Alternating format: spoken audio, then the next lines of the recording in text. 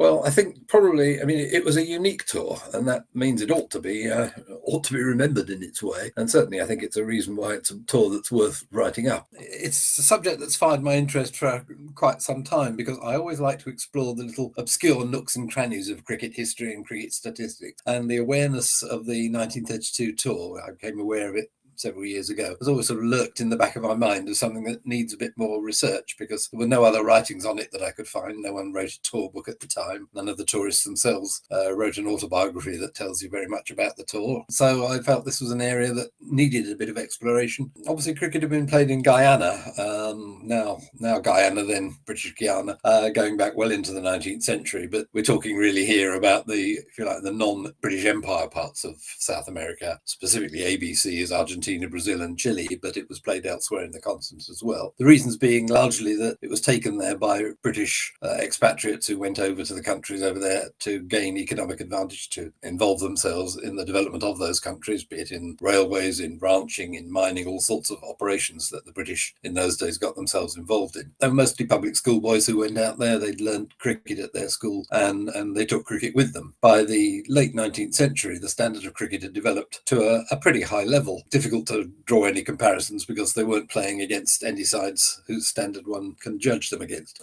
There were intense programs of domestic cricket in the countries, particularly in Argentina. Argentina was the main focus of the cricket in the continent. Certainly by the late 19th century, teams were regarded as being good enough to encourage MCC to send out a touring party. The first MCC tour party to Argentina only went just before the First World War. It was a fairly strong all-amateur MCC side that went out there. The Argentinians didn't disgrace themselves. They didn't win overall. I think, if I remember rightly, I think they may have won one of the so-called test matches between MCC and Argentina. And they maintained that standard after the First World War as well. Generally, looking at the history, the standard of cricket was probably its highest just before the 1932 tour, probably in the post-First World War period, perhaps just before the First World War, was when cricket was at its highest standard. An authority as high as Roland Bowen in his History of Cricket suggested that at one time it was thought that South America collectively might have been able to put together a side of test match standard. By 1932, I say the standard had fallen a little. Some of the best players were getting a bit long in the tooth. There was one bowler who didn't come on the tour, but who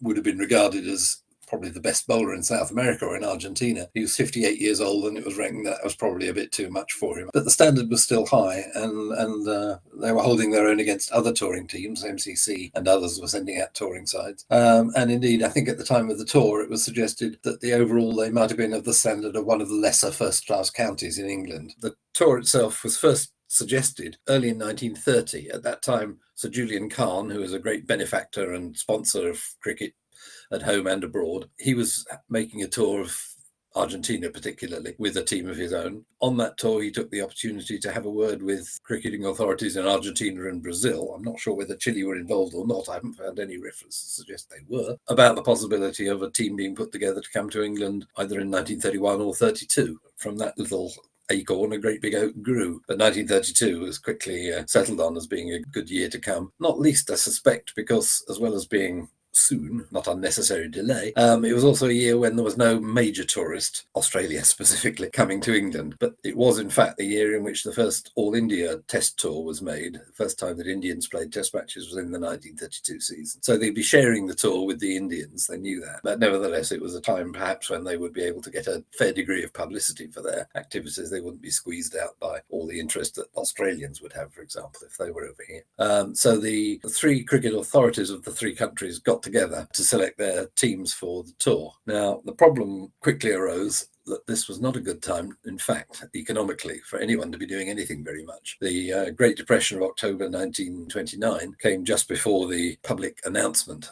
that a tour would be made. It wasn't too early then to say what the effects of that depression might be. But by the time they got around to selecting teams in 1931, late 31, early 32, the depression was biting very hard. And a lot of the British people out in South America who might well have been candidates for selection for the tour declared themselves not to be available for economic reasons. They really needed to be at home looking after the shop, as it were, rather than spending what amounted to the best part of 3 months, including travel, on a jolly playing cricket. So the result was that by the time they actually got on the boat to come over here, the side consisted of many of the very best players, those the automatic selections, but also some who were not automatic selections. They were, if you like, the best of the rest. And again, I don't cast any aspersions by using a phrase like that. The fixture list that had been drawn up in the meantime was probably drawn up with the expectation that they'd be bringing a slightly stronger side than they did. But it was still a challenging tour. It would have been a challenging tour even for the very best of the side. But in practice, some of the players were not so ready, if you like, for international experience. There was only one name in the 15 that might have been familiar to cricket lovers in Britain, and that was the captain, who was Clem Gibson. He was Argentinian born. He died in Argentina. His father was a very big noise in the British community in Argentina. He played at Eton and at Cambridge University. When he was at Eton, which was during the First World War, he was one of the 5 bowlers of the year, schoolboy bowlers of the year, identified by Wisden, and he certainly made his mark at Cambridge. And in 1921, when he was still over here, played memorably when AC McLaren put a team together at the end of the season that managed to beat the touring Australians, who up to that point had been literally invincible. McLaren thought, I can put a team together to beat this lot, and he duly did. And it was Gibson who had a major part in that. He took 6 wickets in the Australians' second innings, bowling them out to secure that famous victory. So Gibson's name was known, even though he'd played most of his cricket in the meantime. After 21, he'd played most of that cricket in Argentina. He had a season in Sussex for only 26. He was actually selected briefly to go on the Ashes tour of 1924-25 to Australia. And that was a McLaren-influenced decision as well, but I think he decided that he'd be better off at home in Argentina looking after the business. When it was first announced, that wasn't a very universally accepted selection for the tour. He hadn't done anything immediately to justify it. Otherwise, though, the tourists were dare I say it, a fairly bland bunch. Again, in cricketing terms, they were some very outstanding players, guys who'd scored a century in each innings for, I think it was Brazil against Chile, one of the players had. He was good enough to do that. The most interesting ones, I guess, were 2 of the Argentinian contingent, who were Dennett and Cyril Ayling, A-Y-L-I-N-G, a name that's propped up in county cricket from time to time. They were 2 of 5 brothers who were outstanding in domestic cricket in Argentina at the time. 4 of those 5 might have been worth a place in the side. The 5th one would have been too young for consideration, but all 5 played for Argentina in due course. Dennett was mainly a left-arm bowler, but also a good batsman. They were all all-rounders, really. And Cyril was a batting all-rounder. No, probably a bowling all-rounder just. Their younger brother, Cecil, I get very confused between Cecil and Cyril, but I think I've got this right this time. The younger brother, Cecil, was only 19 at the time. He wasn't selected as an all-rounder. He was probably the best of the lot. 4th ailing brother who might have got selection was John, who was a wicketkeeper, and I think wicketkeeper was a difficult choice for the selectors, but again, perhaps they felt that they'd selected 2 ailings and that was enough. They were certainly interesting characters. As far as the rest of the tourists, none of them really made much of a mark. The tourists as selected tended to be much stronger on batting than on bowling. There was only 2 specialist bowlers probably in the whole squad. Clem Gibson, who I mentioned, and a left-arm bowler from Brazil called Ronald Pryor. There were a lot of all-rounders, though, but they all seemed to be, certainly in the way they performed in England, with the honourable exception of Dennett Ayling, they all seemed to be batting all-rounders. Which isn't to say they didn't take the odd wicket, but they never showed any danger of running through a side. Consistency was a problem in the batting too. The batsmen were all had good figures, they all had good records in the past, they were all capable of making a decent score, and they all did make a decent score, but they couldn't string decent scores together or have 3 or 4 of them making decent scores in both innings of the same match. They were used to playing only 1-day games once a week. They just simply were not used to playing 2-day and 3-day games non-stop from, as it turned out, late May to mid-July. It was a long, arduous tour for them. One suspects that was part of the reason why there were not a level of consistency amongst the players that either made them catch the eye or that meant the side could be any more successful than it was. In the end, it was subsumed by the Indian tour. The Indian tour got much more notice. Indians played a test match. They did have some successful and well-known players in their squad. It was a terrible summer to come to England anyway. The weather was atrocious for much of the time. Just after they arrived, within a few days of their arrival, and it had already been a very wet May in 1932, late in May, the whole country of UK was hit by storms that were really seriously regarded as the worst to hit the country for 50, 60 years. It made pitches unplayable. It meant one of their scheduled games, which almost certainly would have been first class against Worcestershire, was cancelled altogether because there was simply no pitch available that could be prepared for a 3-day game. As Worcester sometimes gets, it was just completely underwater. Worcester usually gets underwater because of floods from the River Severn, but this wasn't that. This was just floods from the heavens coming down and waterlogging the whole ground. So that really upset their early tour preparations. They had a number of first class match fixtures lined up against London club sides and so on, which would have been a good test for them, but a good acclimatisation as well. But that got thwarted by the weather early in May. It wasn't a great warm summer even after that, but it did mean that the team never really got acclimatised, and they were thrown straight into that game against Leicestershire, which was their first class match, and which I say they didn't perform terribly auspiciously in, but that was probably not helped by the preparation that they had, or rather hadn't had. So they played 19 matches in total on the tour, 6 of which were later granted first-class status by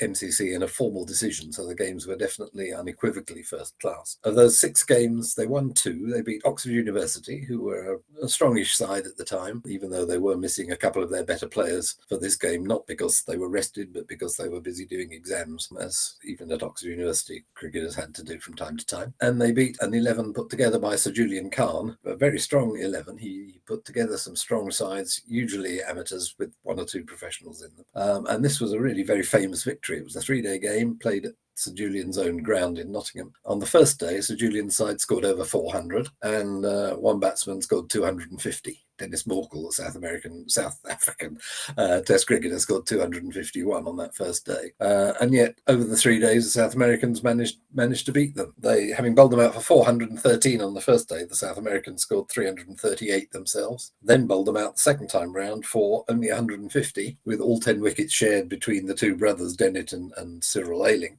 setting themselves 227 to win in the 4th innings of the match, and they duly got them for 5 wickets down. They lost to the Army in a unexpected result, if you like. They showed a lack of consistency between the first part of the game and the second part of the game. They fell away and lost that game. But later in the season, they played Sussex, who had finished, I think it was 3rd or 4th in the county championship the previous year, on paper by far the strongest side that they were due to meet. And they held them to an honourable draw, which is all you could hope for, frankly, against a side like that. If they'd beaten them, it would have been something very, very special. And Scotland was right at the end of the tour, and I suspect that the ardours of the tour were beginning to show, and they went up to Edinburgh, had a nice time as tourists, but the cricket was not of the highest standard, unfortunately. And they had an honourable draw with MCC at Lords, side put together by Pelham Warner. I think they generally enjoyed the tour. They had a very, very busy schedule, but it was interrupted by various social events, dinners, lunches, you name it. They also went to the Derby and probably lost a bit of money when the favourite didn't come home. But they also went to a day out at an airfield and had flights around the airfield, which was probably quite a novelty in those days. It was an arduous tour, but it had its lighter moments. But one mustn't think that those lighter moments in any way detracted from the seriousness with which the cricket was played. They certainly gave of their best on the day every time throughout the tour, and they covered themselves with a degree of glory, as I say, in their 2 first-class victories. It started with high enthusiasm in the press. You'd find press reports in the major national newspapers of several hundred words of their pre-tour warm-up games against London clubs. By the end, you were lucky to get a report at all, even of 3 lines in those same newspapers. Just interest waned when it realised that players weren't catching the public imagination, which is a shame. And so even during 1932, the tour was drifting away from public memory. It got noted in Wisden, of course, and in contemporary cricket magazines. But because of the economic situation, it wasn't the first tour from Argentina of several, from South America, of several such tours. It was a one and only tour. Conditions got worse rather than better for cricketers in Argentina in the 1930s. There was no question of them coming over here again. Just gradually it got forgotten, and the South Americans themselves, the standard of cricket there fell away over time, even over time in the immediate years after 1932. And there was no incentive for the tour to be repeated, and it just got quietly left to history to fade away until it gets picked up by a silly researcher in England 90 years on who thinks this is a tour that needs a bit more notice than that. All right, well, perhaps you'd like to tell our viewers and listeners where they could get the book, and maybe hold it up to the screen so they can have a good look at it. There you go. That's what the book looks like. I hope it's catching the eye. It's certainly designed to have an eye-catching cover, simply called the ABC Tour. It's the first of a new series that the ACS has done on cricket tours, is doing, I should say, on cricket tours that haven't been very well written up elsewhere, or else about which there is something new to be said. So there's another one coming out early next year on the MCC tour to India and South Asia in 1926-27, which hasn't had the same degree of coverage as some of the other tours to India. So it's an ACS publication. It can be bought from the ACS website, the address of which I think is acscricket.com, and then just follow through publications, and that will take you to pages on which you can order it online. It's only available at the moment as hard copy, and dare I say it, the current UK price is £16 for a book of 205 pages, but it's got all the scorecards, player biographies, as well as match-by-match reports and details of the arrangements for the tour and the arrangements after it. It's the first time really this tour has ever been addressed in print to any extent at all. One more thing before we go. Since this is the first in a series of interviews I'm doing almost under the ACS's auspices, it might be worth plugging the ACS. How do people join? And what is the ACS? The ACS, the Association of Cricket Statisticians and Historians. We don't include the H in our short title, but we are very much statisticians and historians. It's open to everybody all around the world.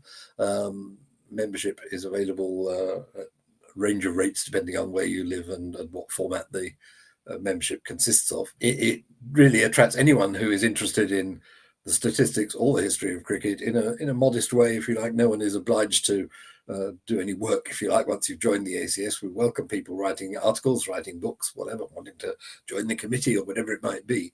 We're run by a small committee of 12, including yourself, Rodney, and others from Australia as well as from the UK. So we're a global organisation, but based in the UK. The main tangible output is you get a free quarterly magazine called The Cricket Statistician, which has a series of articles. Some are historical, some are statistical, many are combine the two, and that's an important aspect. We don't have two factions, if you like, of stats on one side, historians on the other. Very much not. It's a melding of the two. And you also get, if you remember, you get advised of future publications and that sort of thing, and the opportunity to save some money on some of them. But the whole website itself explains more about what the association does. It's coming up on its 50th anniversary next year. It's been going since 1973, and so we're a venerable establishment now. We're not some Johnny's come lately, and we include amongst our membership, I can do some name dropping, a number of the best known of the cricket statisticians and historians around the world, certainly in this country. People like Andy Zaltzman, who does the stats for Test Match Special for UK radio and is also a stand-up comedian. It includes Andrew Sampson, whose name may well be known to a wider audience, who's a South African statistician based in this country nowadays. Also has worked for Test Match Special, written for various magazines. On the historian side, we have people like Eric Midwinter, who's a great writer of history, again, from a slightly, sometimes from a straight social history angle, sometimes slightly more wacky angle that would appeal to people like me who go for the wacky stuff. You've written a book about clown cricket, which was a venture in Victorian England late in the 19th century that hadn't been written up properly and researched before. So we have some distinguished names in our membership. We welcome new members from anywhere in the world.